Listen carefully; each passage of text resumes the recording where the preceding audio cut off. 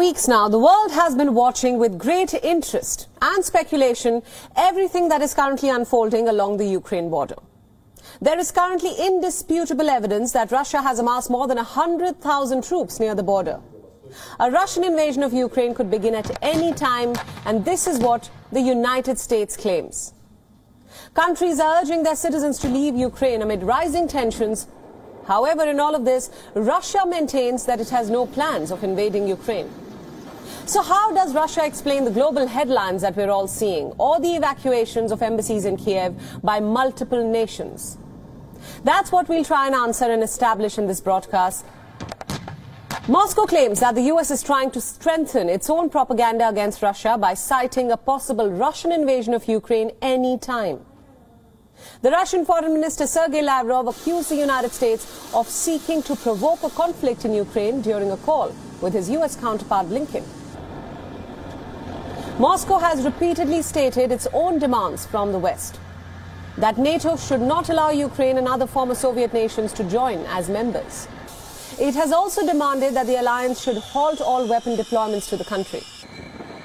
All these demands have been rejected outright by the United States and NATO, and this was evident at the icy exchange between Russian and British foreign ministers recently, when the Russian foreign minister Lavrov rejected a call to withdraw troops from the Ukraine border. Йенс Столтенберг уже многократно заявлял, что НАТО должна нести особую ответственность за обеспечение безопасности в Индо-Тихоокеанском регионе, в частности в Южно-Китайском море. Если НАТО назначит себе еще и эту линию обороны, вы тоже будете настаивать на том, что это право всех стран двигаться туда, куда захочет НАТО. European leaders have been heading to both Kiev and Moscow to try and douse tensions or even strike a deal, perhaps. From the French President Emmanuel Macron to German Chancellor Olaf Scholz and even controversy-ridden British Prime Minister Boris Johnson. But no breakthrough has been achieved. Earlier, when asked if Putin is willing to meet his Ukrainian counterpart Volodymyr Zelensky, this is what Putin's spokesperson had to say. Listen in. И ориентируюсь на какой потенциальный результат. Этого понимания тоже пока не вызрело. Even as the West continues to evacuate embassies in Kiev, Ukraine urges for calm and says that its forces are ready to repel any attack. President Zelensky says that the warnings of a possible Russian attack were stoking panic. He has demanded a proof of a planned invasion, and as for Russia, it has maintained the same stand. President Vladimir Putin has firmly accused the West, led by the United States, of ignoring Moscow's security concerns over Ukraine. So how will all this unfold? Who will blink first? Only time will tell.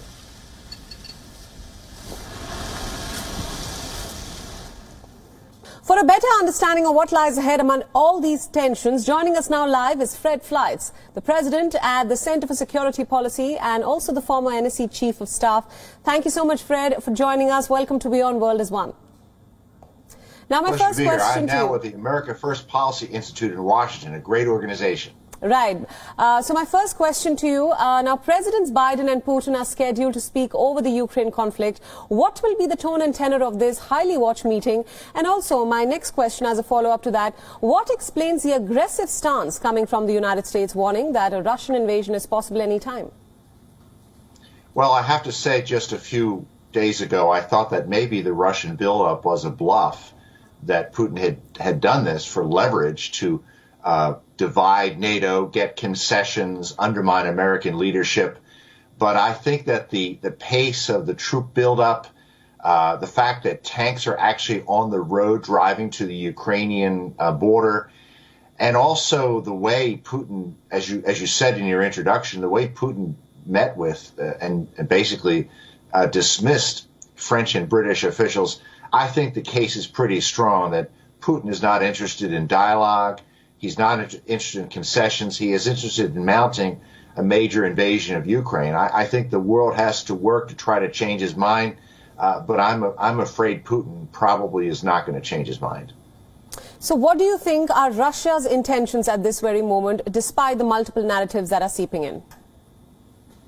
I believe Putin sees Ukraine as part of Russia. I think he's wrong, but I think he actually believes that.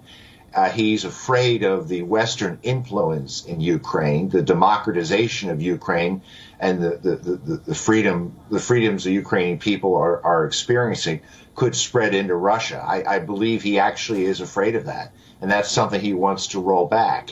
This idea that he's worried about Ukraine joining NATO, that's not going to happen anytime soon. All 30 NATO nations would have to vote for that. There's no prospect of that happening. I think Putin's interests more lay in the fact that he sees Ukraine in the Russian sphere of influence, and he wants to protect that. Right. Let's talk about Ukraine's stake in all of this. The Ukrainian President Zelensky has said now that warnings of an imminent Russian attack on his country were stoking panic. Now, he has also demanded to see some kind of proof of a planned invasion. What's your take on this? Where will this so-called proof come from? Well, there's not proof. The problem with incidents like this, it's up to one man. It's up to Vladimir Putin. Will he order the invasion? The Russians aren't going to provide their plan of invasion. And I know the U.S.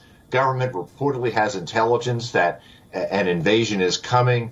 I doubt that. I think it's a conclusion based on the continuous buildup and the way that the Russian government is treating nations trying to de-escalate. I don't think there's any plans to give Zelensky of an invasion. Right, absolutely. I also want to ask you about other countries' role in all of this outside of Europe. How do you see India's role in all of this as tensions continue to rise between the West and Russia? New Delhi has, of course, been a traditional ally of Moscow and has forged strong bonds with the US too, along with other European partners. I think India could play an important role in weighing in with Putin to say that this is unacceptable and that there will be economic consequences. And India could work with other nations to approach Putin and say this is not a European issue. After World War II, if you signed the UN Charter, a nation agreed it would not try to seize territory by force, that differences would be resolved peacefully, that we wouldn't do this anymore because we did not want another world war. That's a message the Indian government and its allies could convey to Vladimir Putin. The invasion hasn't taken place yet, so it's not too late, and I know the world will welcome India's help. Absolutely. Fred, my final question for you. Many analysts have also said that President Putin has a lot at stake at this moment, at this point in the conflict, and now he essentially can't go back without extracting some kind of bargain. What's your assessment of this? How will this crisis pan out? That's a good point. I think if Putin simply called off the invasion, he would lose face, and that may make it harder for him not to go in. I thought for a while maybe he might invade small areas of eastern Ukraine that are ethnic Russian, or perhaps accept some type of a promise by NATO that Ukraine will not enter NATO, or we won't discuss it for another 10 years. I'm afraid we're past that point now. I think Putin has decided to invade, and I think it will be a major invasion. Absolutely. Fred, thank you so much for all those insights and perspectives, and thanks for joining us on WION at this hour. Good to be here. Thank you. WION World is One is now available in your country. Download the app now and get all the news updates on the move.